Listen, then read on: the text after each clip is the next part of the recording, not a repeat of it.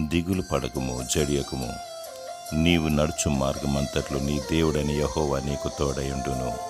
యెహోషువ 1వ అధ్యాయము 9వ వచనము. దేవుడు నీ మార్గమును సరళము చేయును, ఆ మార్గములో నిన్ను నడిపించును, మరియు నీకు తోడయుండును. నీ మార్గము యెహోవాకు అప్పగించుకొనుము, ఆయన నిన్ను నీతి మార్గంలో నడిపించును. ఈ లోకయాత్రలో ఎన్నో శోధనలుంటాయి. అవి మన గమ్యాన్ని చేరకుండా ఆటంకపరుస్తూ ఉంటాయి. భయపడక దేవుని యందు భయభక్తిని కలిగి విశ్వాసముతో పయనించు.